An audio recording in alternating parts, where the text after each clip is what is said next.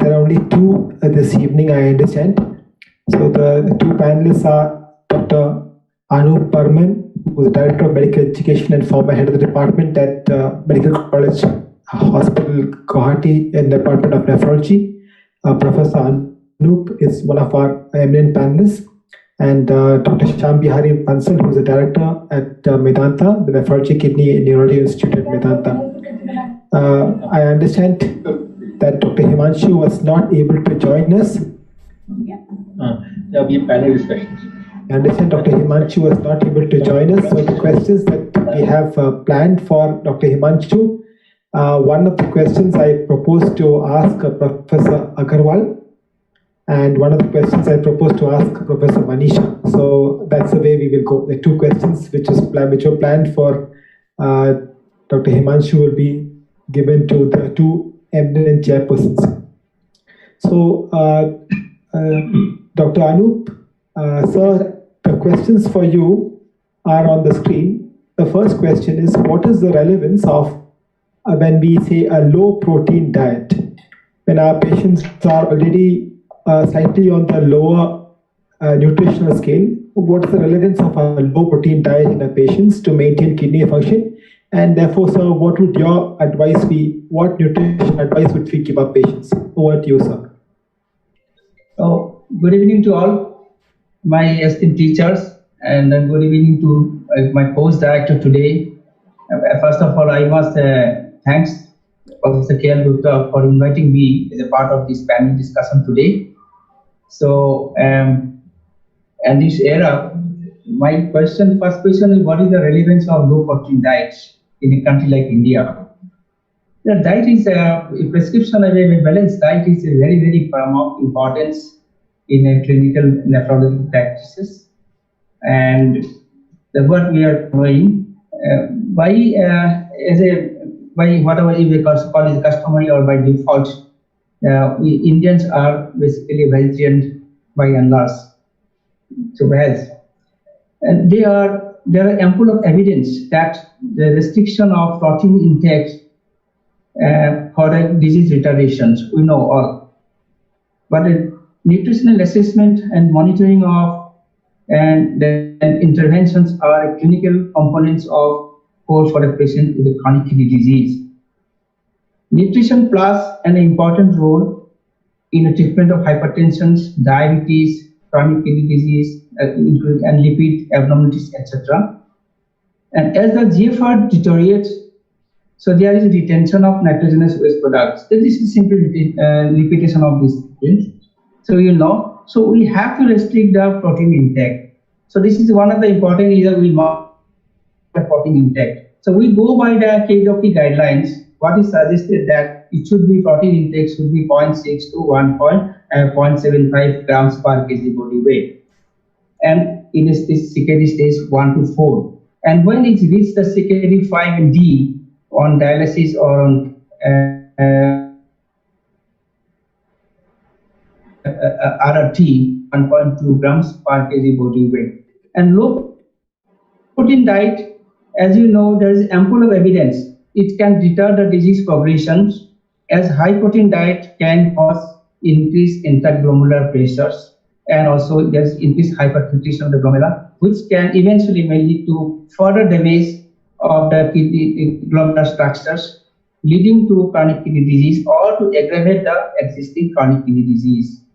But a balanced and individualized dietary approach based on low protein diet should be elaborated in a periodic dietitian counseling or diet counseling by an expert and in surveillance to optimize the CKD management to avoid protein energy malnutrition. In Indian context, I think this is one of the very important aspects, because traditionally in Indian diet, the protein is less in compared to the Western diet. So if you go for more restriction of the proteins, eventually it can cause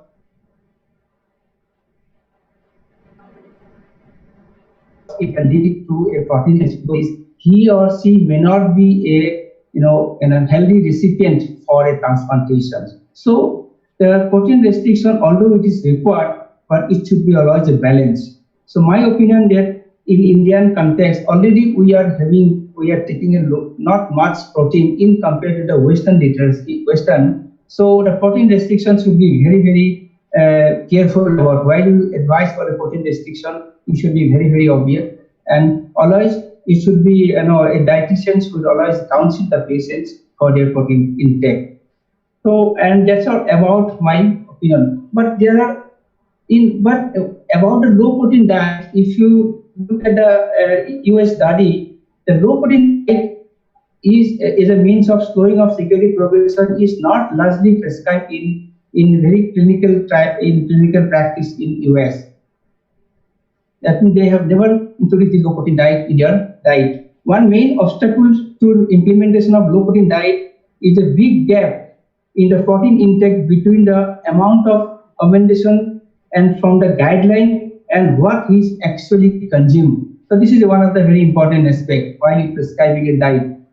I think my question is very clear that the protein restriction is required, but how much it has to be individualized, and then restriction it should be by a dietitian. It should be counseled by a dietitian how much to be prescribed and what type of protein should be prescribed. That's all about first questions. Thank you, Professor Anu. That was excellent. In a country where most people eat very less protein, the value of protein restriction has to be really carefully looked at and individualized. Thank you very much, sir. So next question to you is, which of the GFR equations available should we employ in our patients? And when would we say we should employ cystatin C GFR? GFR is arguably one of the most important parameters in human physiology, and it plays a very fundamental role in clinical nephrology. Both in clinical and research, a comparison of GFR between and within the subjects are of vital importance. Now, if I go by the National Institute of Diabetes and Digestive and Kidney Disease, this is NIDDK, it strongly encourages the clinical laboratories routinely to estimate the GFR. And in our we always go by the creatinine-based eGFR. And an estimated eGFR is calculated for serum creatinine using by isotope dilution mass spectrometry. We call it IGMS system. And then equation what are available as of today are very, very two important. One is of MDRD, and we all know about CKD EPI. And both are equally effective, equally accurate. But when the creatinine is more than 60, perhaps the CKD EPI equation is more, and when the GFR is less than 60 ml, then MDRD equation is more accurate. But when MDRD CKD are equally accurate when the GFR is less than 60 ml. Again, age factor is also important. When age below 18 years, usually we do not recommend these two formulations, and above 70, but even 70 also MDRD can be accepted as a mode of calculation.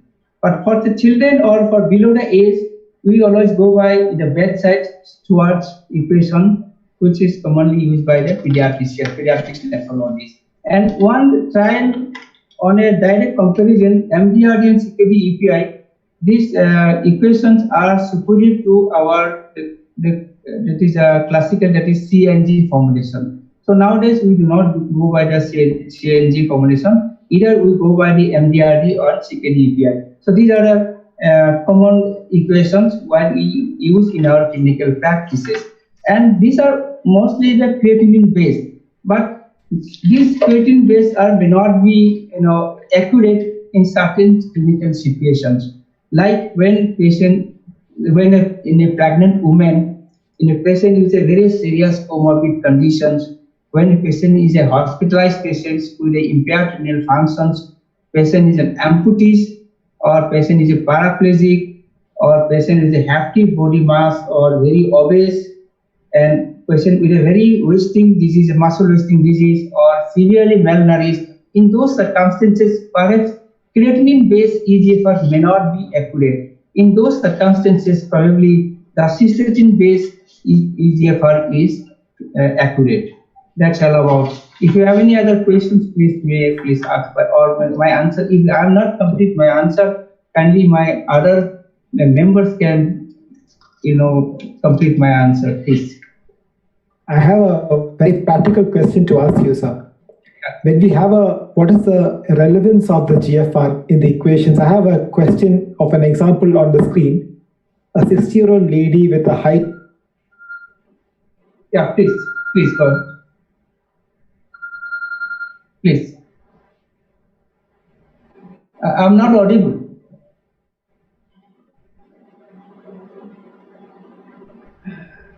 Her GFR is 18.47 by 1.73 meters squared, but actual GFR is only 13.91.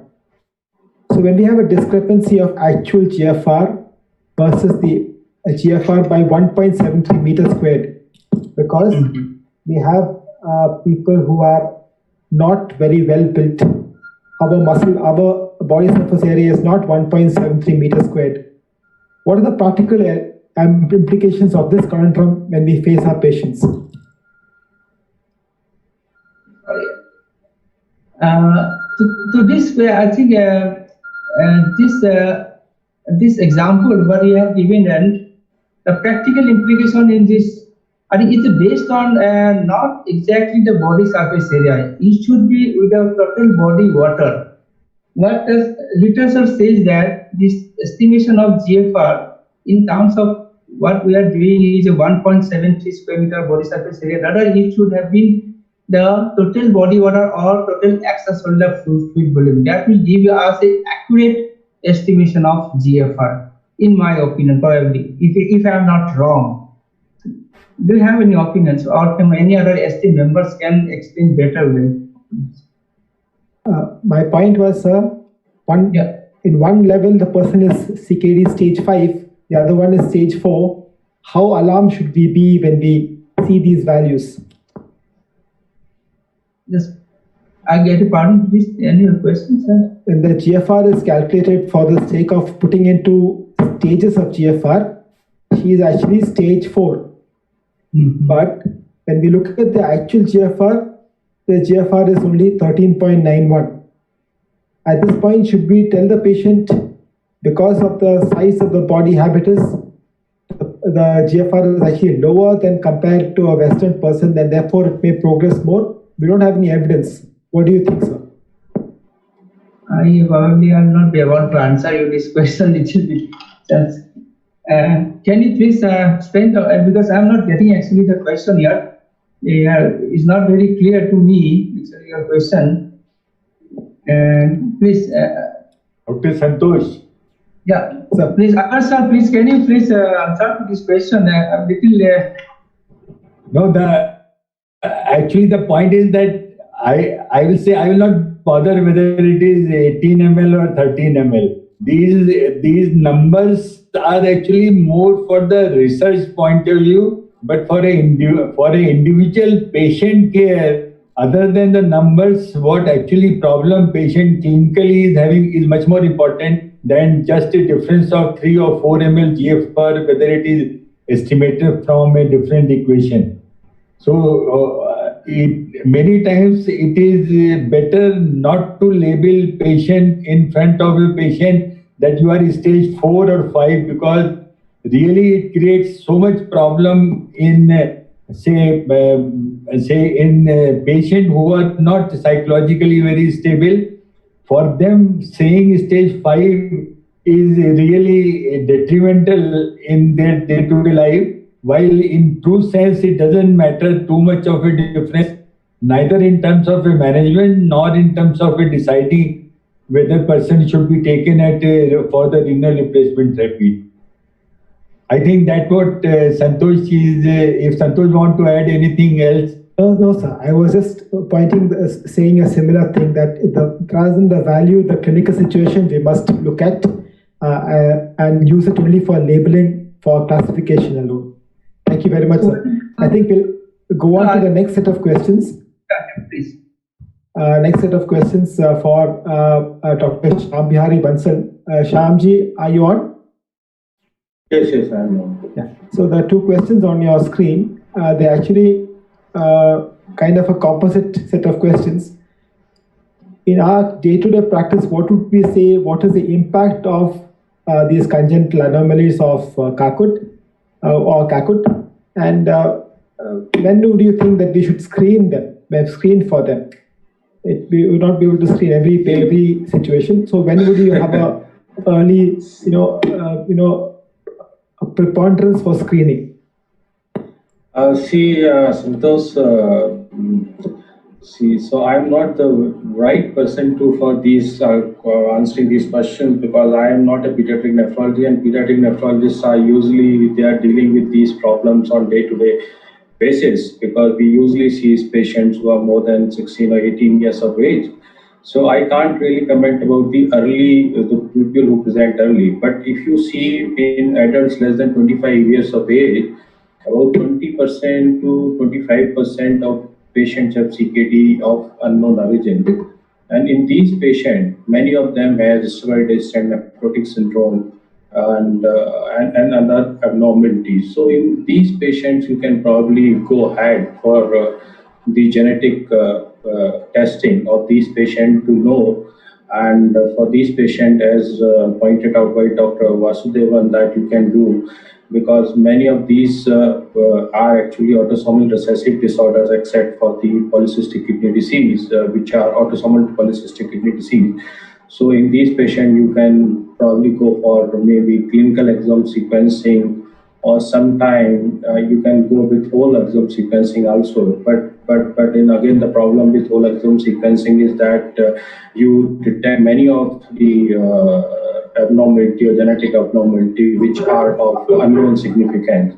So if you are aware with any disease, like if there's a polycystic kidney disease, it's better to go with Sanger sequencing and then the next generation sequencing, rather than going for the whole genome sequencing, unless you are totally unclear about the origin of the disease. Means like if the patient has unknown cause of chronic kidney disease.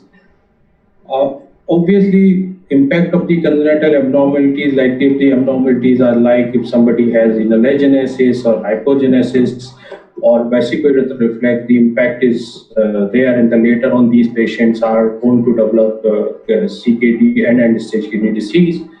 And if we can correct these abnormalities, the early stages, especially immediately after the birth of the child, because as Dr. Vasudevan also mentioned, that in many of these abnormalities in utero, they are functional, especially the VUR or some hydronephrosis or something. But after the birth, if there's a residual things, and then you need to correct the abnormalities like like posterior wall. So you need to do the screening early and correct these things.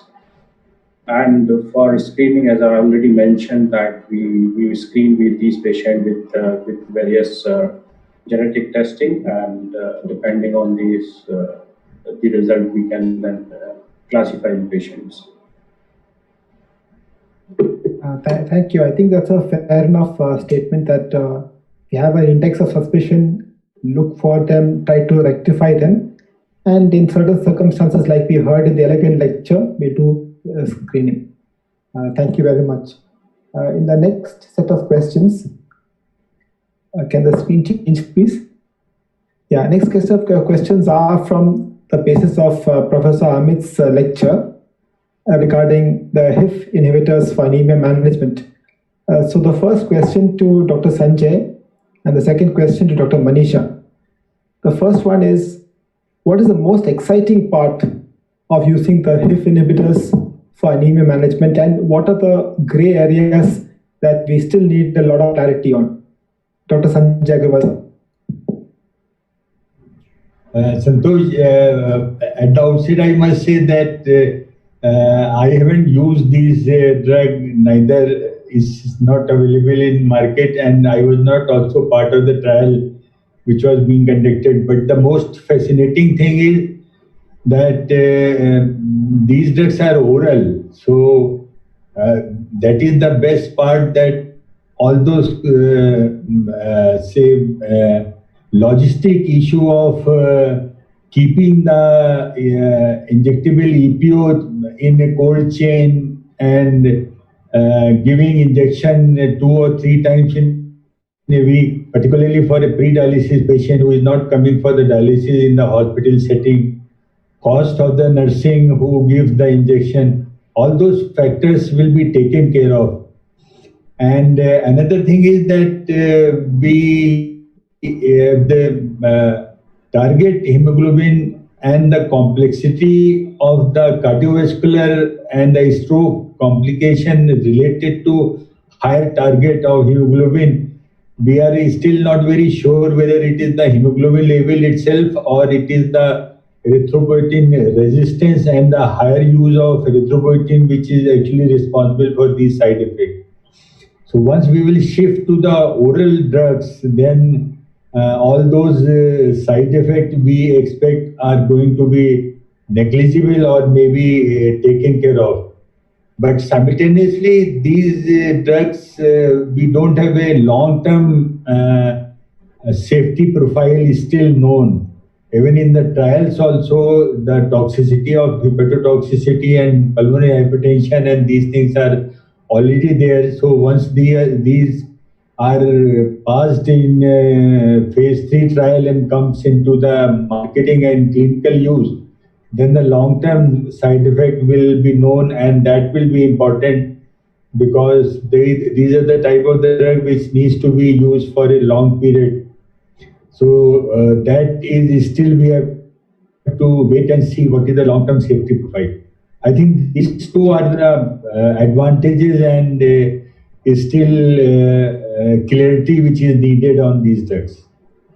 What do you think about the effect on iron metabolism, sir?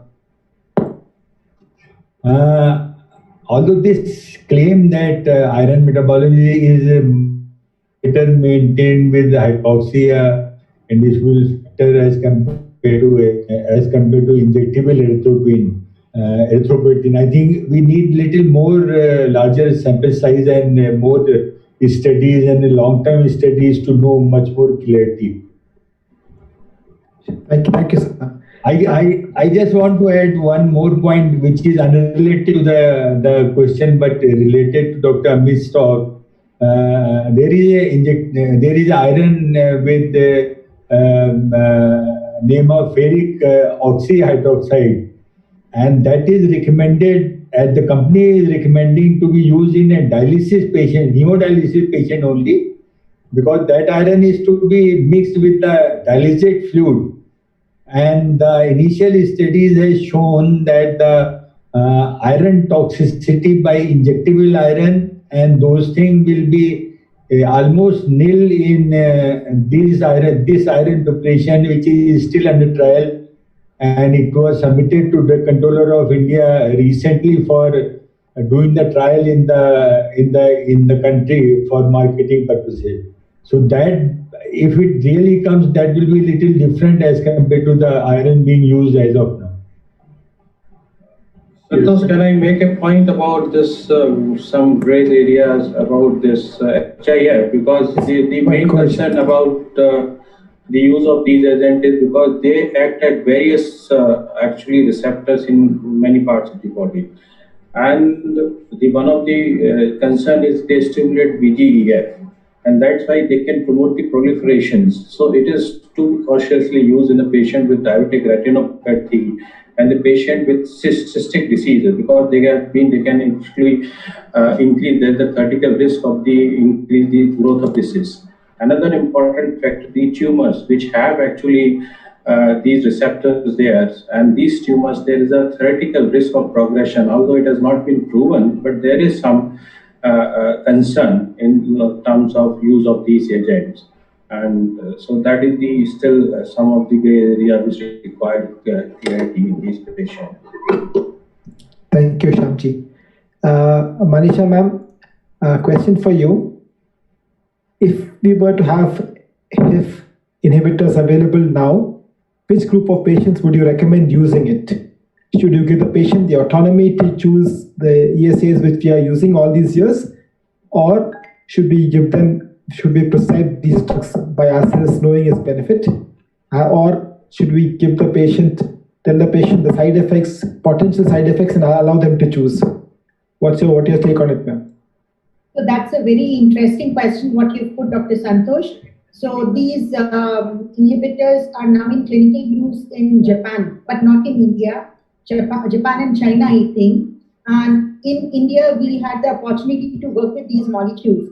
So as the speaker has alluded to, and the previous the panelists have also alluded to, you have certain important features which are properties of these HIF stabilizers or THIs, and they are that they do not, I mean, they just increase the level of endogenous erythropoietin. So they don't, I mean, cause the erythropoietin to go up terribly. And then they have a very good effect on the iron metabolism, that sometimes you may not need to give iron, because they, apart from improving the iron absorption from the gut, they also decrease the level of hepcidin, which does not occur with the ESAs. So these are two important things, apart from no need of cold chain, these being oral drugs. So they are very important points with these drugs. In addition, they are thought to lower the levels of cholesterol as well.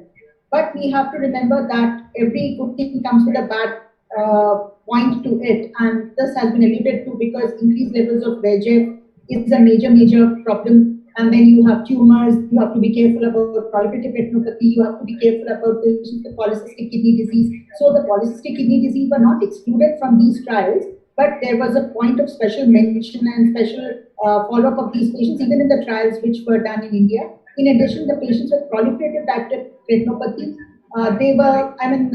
there was a caution that you have to take a clearance and all that. So these are the groups of patients where I personally won't be liking to use them. In addition to these things, see, I think it's too early for us to let the patient choose, because still the data is still in the process of coming. We are sometimes the dose adjustments, the hemoglobin rises so fast that you have to curtail the dose, sometimes stop the dose with these drugs. So I think we need more experience. The phase 3 studies are going on. I would want the whole data to come before we act on these drugs. Then, the answer to your question is, as of now, I would not, like the patient to choose. We would in fact choose for them. Another important point is regarding the MACE events. The ESAs, the main negative point is the cardiovascular risks, the thrombosis, strokes. But with these drugs, it has been shown that with the roxadustat in the trials, it's been shown that as compared to the active comparator in those studies, the MACE events were curtailed by 30%.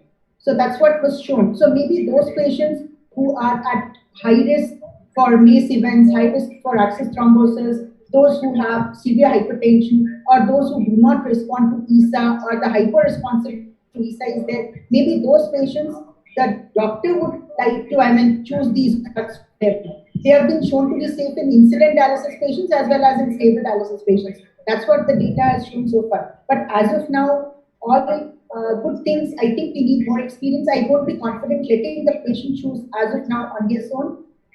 For initial part, when we are using these drugs, I would be comfortable prescribing, knowing all this, keeping all this in mind, and then prescribing. Later on, as we have more experience, and maybe after post-marketing surveys and phase 4 studies are done and all, maybe that would be the point where the patient could take a lead in choosing. That's my opinion. Thank you, ma'am. I think that's a very elucidative reply. So, as ma'am said, we would choose for the patient, be selective, not be hasty in giving it to everybody, go with the old known devils rather than unknown angels, choose for people who are at high risk for vascular events, and see how it pans out in the next few years and then make a decision. I think that brings us to the end of the panel discussion. I'd like to thank all my senior colleagues who participated in this panel discussion. Thank you very much.